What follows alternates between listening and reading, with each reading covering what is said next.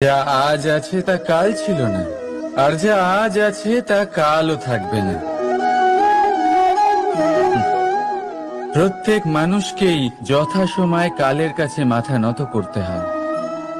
এই রূপের বিনাশ করে বার্ধক্য, প্রাণের বিনাশ করে মৃত্যু, আলস্য, ঈর্ষা ধর্মের বিনাশ করে, আর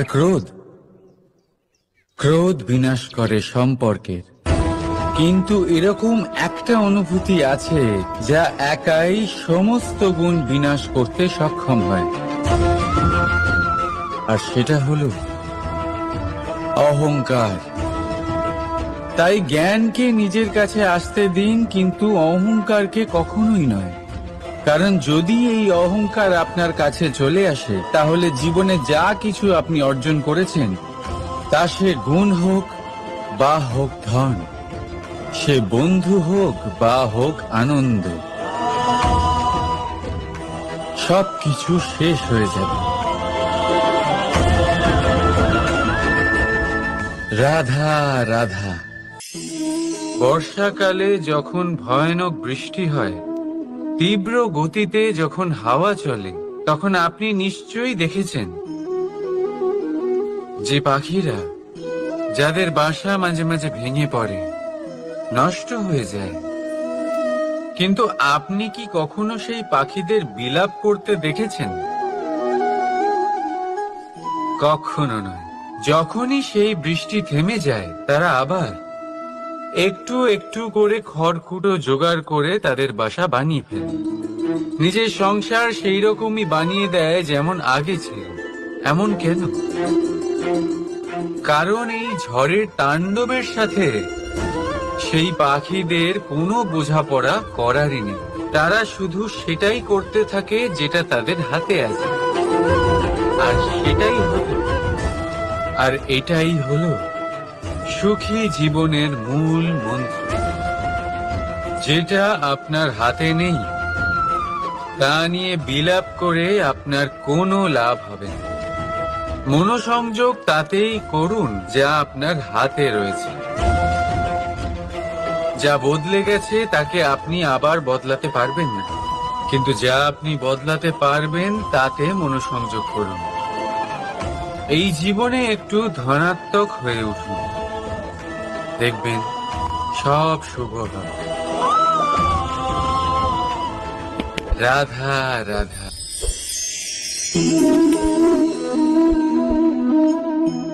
ছোটবেলায় একটা জিনিস আমি কখনো বুঝে উঠতে পারিনি। আমি সবসময় আশ্চর্য হয়ে থাকতাম যে এটা কি করে সম্ভব হতে পারে। ব্যাপারটা ছিল এরকম, আমি আমাদের গোয়াল ঘরে দেখতাম ভিন্ন ভিন্ন রং রূপের গাভী। কারোর রং কালো তো কারোর রং সাদা, কেউ খয়েরি তো কারোর রং বাদামি। এবার আমি দেখতাম কারোর কারোর শিং বড় তো কারোর এত ছোট যে দেখাই যায় না। কোনো গাভী আকারে ছোট ছিল তো কেউ একটু বড়। কিন্তু যখন সেই সব গাভী দুধ দিত, তখন আমি দেখতাম সেই সব দুধ সমান, রং সমান, স্বাদ সমান, গুণও সমান, আর সমান পুষ্টিও। এবার আমি এটা বুঝতে পারতাম না। আমার দৃষ্টিতে তো সমস্ত গাভী আলাদা আলাদা ছিল। আমি ভাবলাম আমি মাকে জিজ্ঞেস করি। মাকে জিজ্ঞেস করলাম। মা আমাকে বললেন, কানাই, রং রূপ পাল্টালেও গাভীদের বাস্তবিকতা তো পাল্টায় না। গাভী তো গাভীই থাকবে। এবার আমি এটা বুঝতে পারি না যে মানুষ এটা আত্মসাৎ কেন করতে পারে না। দেখুন, রং, রূপ, জাত, ধর্ম, ভাষা, এই সবের উপরে হলো মনুষ্যত্ব। আর মনুষ্যত্বের একটাই ধর্ম, আর সেটা হলো প্রেম। তাই এই প্রেম আপনি সকলের সাথে ভাগ করে নিন। প্রেমের সাথে সকলের সেবা করুন। এই মনুষ্যত্বর অমৃত চেখে দেখুন। আর আপনি বুঝে যাবেন যে আমরা কেউ আলাদা আলাদা নই, আমরা সবাই সমান। রাধা রাধা। সাগর, কত বিশাল হয় এই সাগর! কি না করতে পারে এই সাগর! এক মুহূর্তের মধ্যে সব ধ্বংস করে দিতে পারে, প্রলয় ডেকে আনতে পারে, সংসার মুছে ফেলতে পারে। এই সাগর জীবন জ্যোতি নিভিয়ে দিতে পারে। কিন্তু এই সাগর যা মেটাতে পারে না, তা হলো একজন তৃষ্ণার্তের তৃষ্ণা। অন্যদিকে এই ঘোড়া, যা এতটাই ছোট যে গোপিনীরা একসঙ্গে অনেকগুলো নিয়ে চলতে পারে, কিন্তু এই ছোট ঘোড়া অনেকের তৃষ্ণা মেটাতে পারে। এবার বলুন, জল সাগরেও আছে, আবার এই ঘোড়াতেও। তাহলে পার্থক্য কোথায়? এখানে পার্থক্য হলো তাদের আচরণের মধ্যে। একজন মাটির মধ্যে মিষ্টি জল ধরে রাখে, তো আরেকজন নিজের নোনা জলের আঘাতে যে কাউকে মাটিতে মিশিয়ে দিতে পারে। আপনি কি হতে চাইবেন? সাগরের নোনা জল হয়ে কারোর আশা চূর্ণ বিচূর্ণ করে দিতে, নাকি মিষ্টি জলের ঘোড়া হয়ে কারোর তৃষ্ণা মেটাতে? সিদ্ধান্ত আপনার। রাধা রাধা। কতবার এমন হয়, আপনি কোনো কাজ করার জন্য কাউকে দায়িত্ব দেন, কিন্তু সেই ব্যক্তি সেই কাজ সম্পন্ন করতে পারে না, অসম্পূর্ণ রেখে দেয়, অথবা ঠিকভাবে করতে পারে না। এবার এই পরিস্থিতিতে কি হয়? আপনি ক্রুদ্ধ হয়ে যান, তার উপরে আপনি রেগে যান, তাকে তিরস্কার করেন, আর তারপরে সেই কাজ সম্পন্ন করতে আপনি নিজেকেই নিযুক্ত করেন, আর শেষ পর্যন্ত সেই কাজ সম্পন্ন হয়েই যায়। এবার এই বিষয়ে সমস্যা সেই ব্যক্তির চেষ্টায় নয়, সমস্যা আপনি যে সেই ব্যক্তিকে ভরসা করলেন তার ছিল। আমরা অন্যের প্রতি ভরসা করাকে প্রথম পদক্ষেপ বানিয়ে, আর নিজের উপরে বিশ্বাসকে শেষ সম্বল।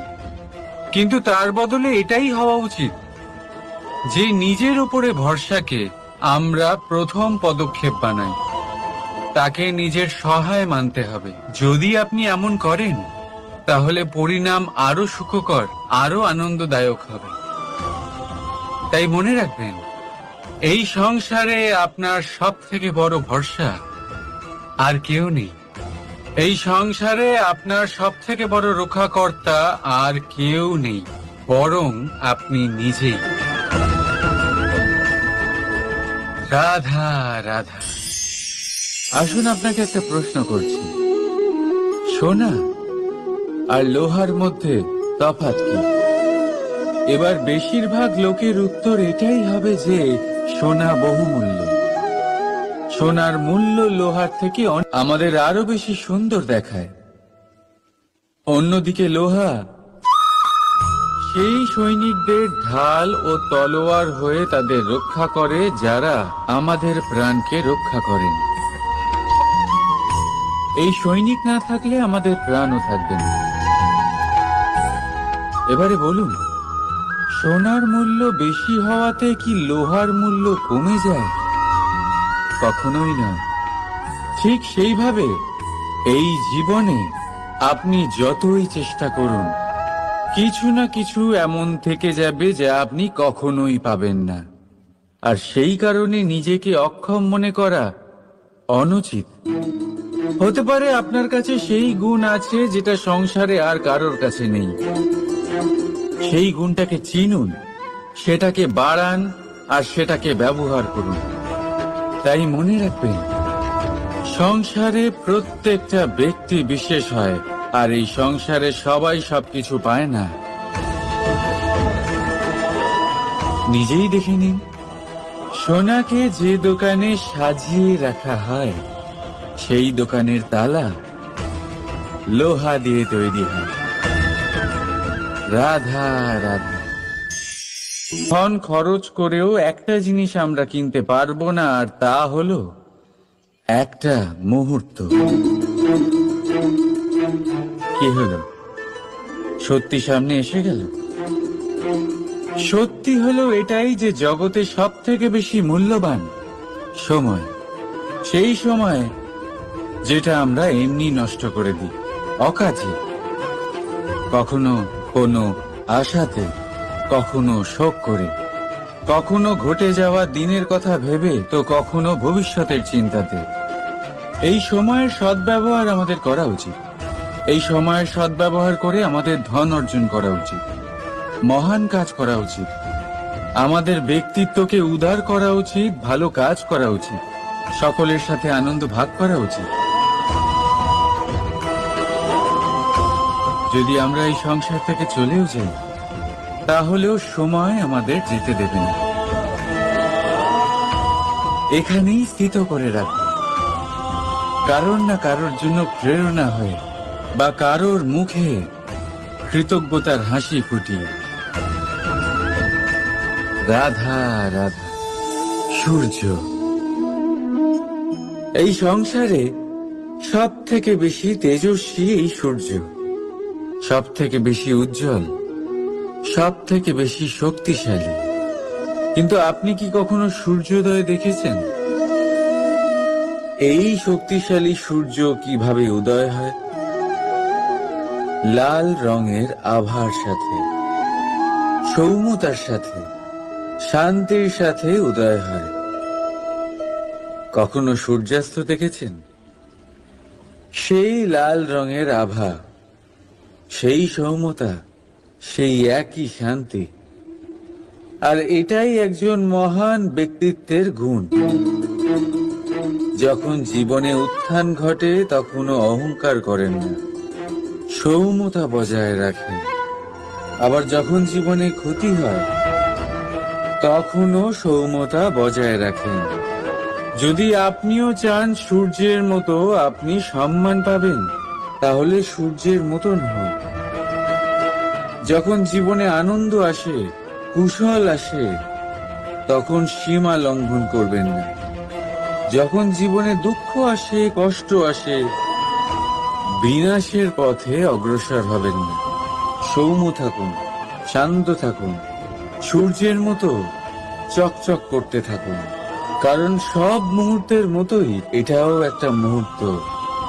তাতে আপনি আনন্দ লাভ করুন বা পান দুঃখ, এই মুহূর্ত অবশ্যই চলে যাবে। রাধা রাধা। আপনি ওই কথাটা নিশ্চয়ই শুনেছেন, যখন ভগবান একটা দরজা বন্ধ করেন তখন অন্যদিকে অনেক দরজা খুলে দেন। এবার এই দরজা, এই সমস্ত পথ আমরা দেখতে পাই না, অনেক সময় আমরা বুঝতে পারি না, হারিয়ে যায় সব। কখনো কখনো মনে হয় যে এই কথাটাই মিথ্যে, কিন্তু আসলে তা তো নয়। তাহলে হারিয়ে যায় কেন? কারণ আমরা সময় নষ্ট করি এই দরজার দিকে তাকিয়ে থেকে। ভাবি এই বুঝি দরজা খুলবে, এবার দরজা খুলবে। অপেক্ষা করতে করতে আমরা অনেক সময় নষ্ট করে ফেলি। এত সময় নষ্ট করি যে আমরা দেখতে পাই না, খুঁজে পাই না সেই সমস্ত দরজা আর পথ যা আমাদের জন্য খোলা রয়েছে।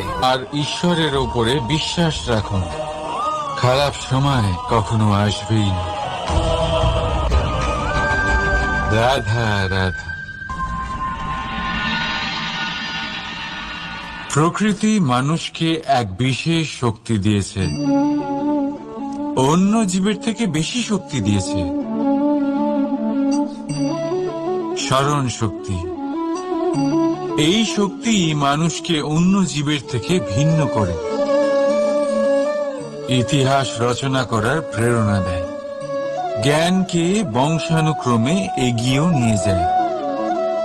আর যারা ভুলে যান, অধিকাংশ সময় তারা উপহাস আর দয়ার পাত্র হয়ে যান। কিন্তু এটাই কি প্রকৃত রূপে সত্য? না।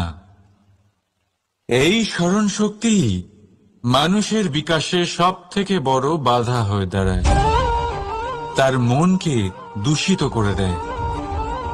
খারাপ অভিজ্ঞতা, কারোর করা বিশ্বাসঘাতকতা, কারোর কটাক্ষ বেশিরভাগ মানুষই ভুলতে পারেন না, আর তারপর প্রতিশোধ নিতে উদ্যত হন। প্রথমে সময় নষ্ট করেন প্রতিশোধের প্রস্তুতিতে, আর তারপর সময় নষ্ট করেন প্রতিশোধ নেওয়ার সুযোগ খুঁজতে।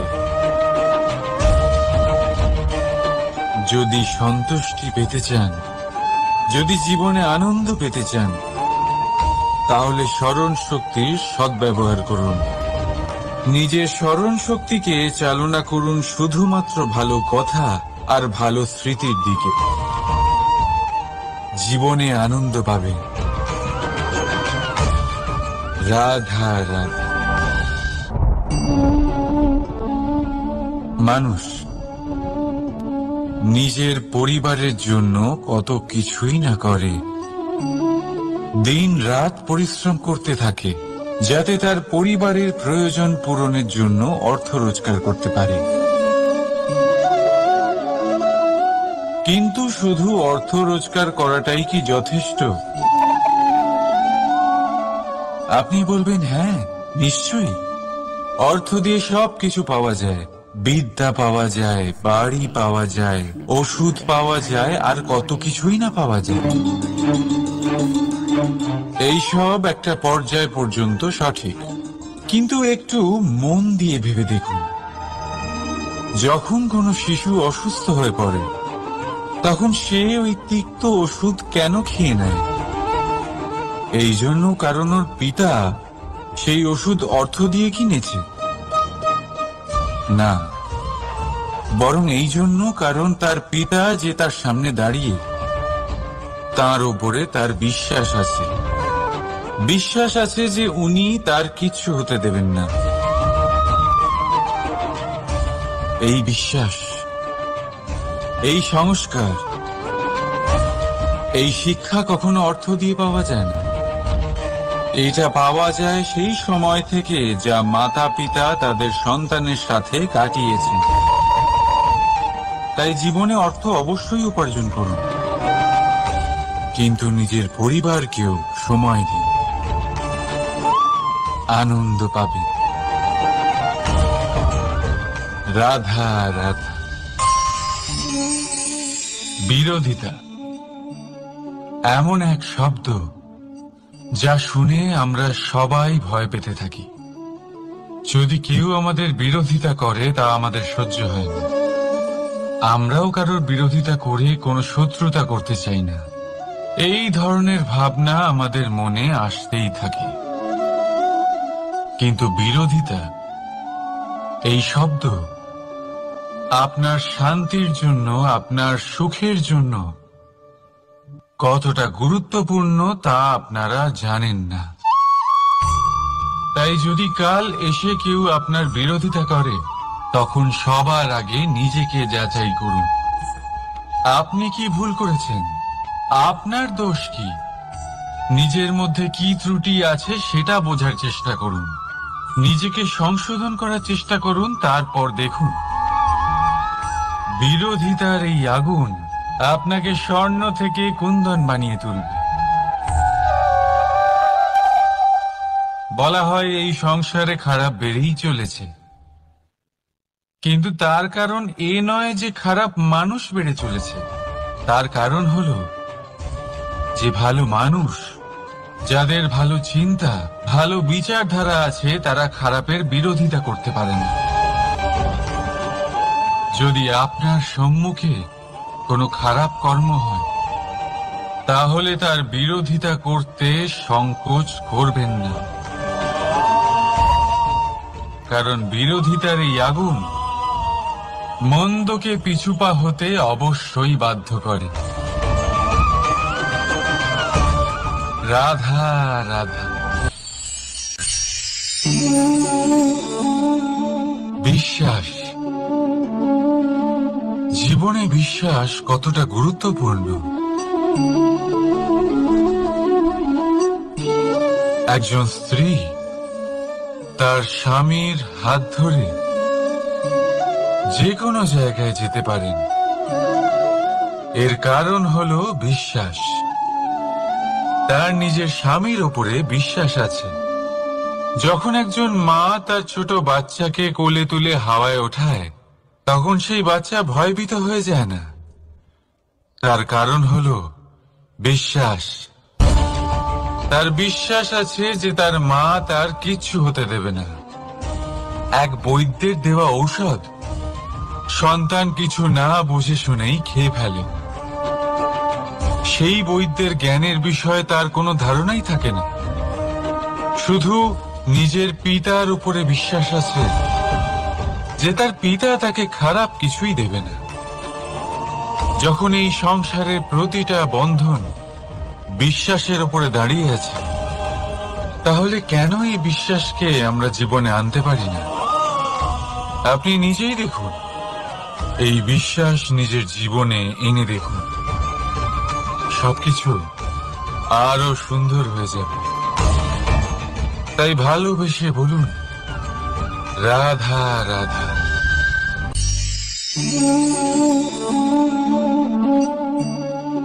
অহংকার, এই শব্দটা সবাই শুনেছেন। বহু মানুষকে আপনি এটা বলতে শুনেছেন যে ওই ব্যক্তির অহংকার আছে, ওই মানুষটির ক্ষমতার অহংকার আছে, ওই ব্যক্তির নিজের রূপ নিয়ে অহংকার আছে, ওই ব্যক্তির নিজের অর্থের অহংকার আছে, ইত্যাদি ইত্যাদি।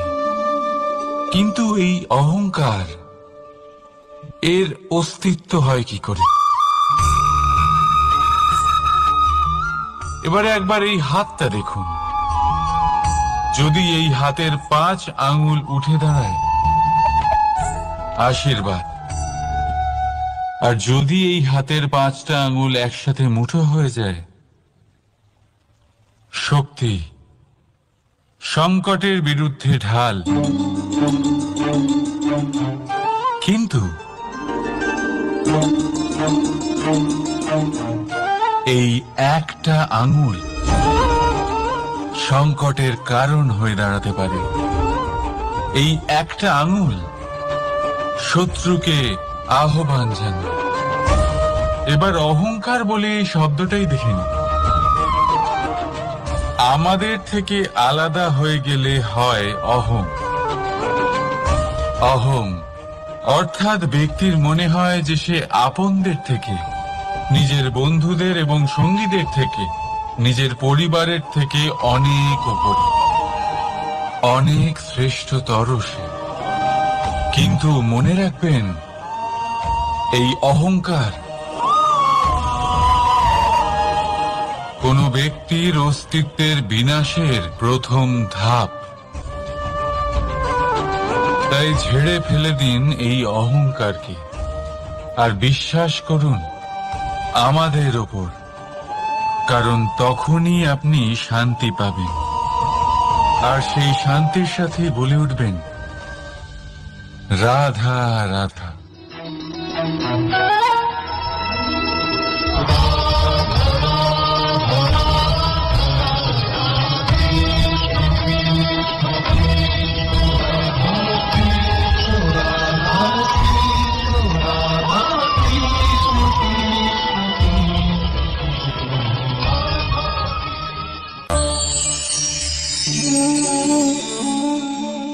সাফল্য।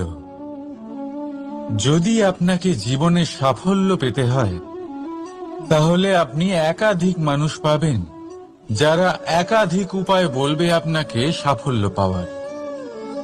দীর্ঘ সময় ধরে পরিশ্রম, চেষ্টা, নির্ধারণ, নিষ্ঠা এই বিষয়ে ভাষণ দিতে থাকবেন। একাধিক রকমের উদাহরণ আপনার সামনে তুলে ধরবেন। কিন্তু আমার এটা মনে হয়, আমরা কেন সেই বিষয়ে কথা বলি না যা মানুষকে অসফল করে তোলে? শুধু দুটো ব্যাপার অসফল হওয়া নিশ্চিত করে। শুধু 2 ধরনের মানুষ বেশিরভাগ অসফল হন। প্রথম তারা যারা ভাবে অনেক কিছু কিন্তু কিছুই করে না, আর দ্বিতীয় তারা যারা অনেক কিছু করতে থাকে কিন্তু ভাবনা চিন্তা না করে। ভাবনা আর কর্ম, এদের মাঝে সামঞ্জস্য রাখা খুব জরুরি। যদি এটা থাকে তাহলে জীবনে কখনো অসফল হবেন না। রাধা রাধা। আপনি অনেককে এই কথা নিশ্চয়ই বলতে শুনেছেন, এই ব্যক্তির দৃষ্টিতে দম্ভ আছে, এই ব্যক্তির চোখের ওপর অহংকারের পর্দা পড়ে আছে, ইত্যাদি ইত্যাদি। চলুন আমি আপনাকে একটা প্রশ্ন করছি, আপনি দেখেন কি দিয়ে? দৃষ্টি দিয়ে নাকি দৃষ্টিভঙ্গির সাহায্যে? ভাবুন। চিন্তায় পড়ে গেলেন নিশ্চয়ই। দৃষ্টি যে কোনো বস্তুর বা যে কোনো মানুষের শুধু বাইরের রূপটা দেখায়, যেখানে দৃষ্টিভঙ্গি আপনাকে সোজা আসল পরিচয়ের সাথে সাক্ষাৎ করেন। উদাহরণ হিসেবে চন্দ্র। চন্দ্র আমরা সবাই দেখেছি। বহু মানুষ আছেন যাদের চন্দ্র অত্যন্ত সুন্দর লাগে, আবার কিছু মানুষ এমনও আছেন যারা এই চন্দ্রের মধ্যেই দাগ খুঁজে বার করেন। এই হলো দৃষ্টিভঙ্গি। যদি নিজের দৃষ্টিভঙ্গিতে প্রেম রাখেন, ভালোবাসা রাখেন, সম্ভ্রম রাখেন, তাহলে তার বদলে আপনিও প্রেম আর সম্মান অবশ্যই পাবেন। এবারে দেখুন, যে জল দিয়ে ঈশ্বরের মূর্তি ধোয়া হয় তাকে চরণামৃত বলা হয়। এটার কারণ দৃষ্টিভঙ্গি। এখন আপনি পাথরকে ভগবান ভেবে পুজো করবেন নাকি ভগবানকে পাথর ভেবে পরিত্যাগ করবেন? সিদ্ধান্ত আপনার, কিন্তু এই সিদ্ধান্ত নির্ভর করে আপনার দৃষ্টিভঙ্গির ওপর। তাই নিজের দৃষ্টিভঙ্গি শুভ রাখুন, নিজের দৃষ্টিভঙ্গিতে ভালোবাসা রাখুন, আর আনন্দে বলুন রাধা রাধা।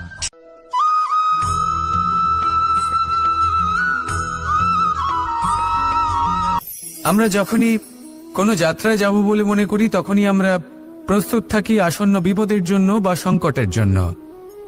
যেমন যদি আমাদের মনে হয় যে আজকের পরিবেশ খুব ঠান্ডা হবে, তাহলে আমরা গরম বস্ত্র ধারণ করি বা সেটাকে সাথে নিয়ে যাই।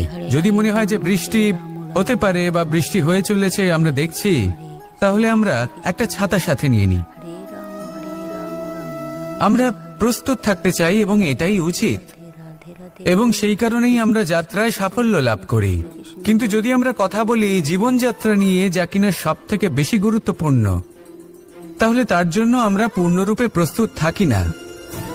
আশেপাশের মানুষ, এই সমাজ, আমাদের সাথী, আমাদের মিত্ররা যে কোনো মুহূর্তে বদলে যেতে পারেন।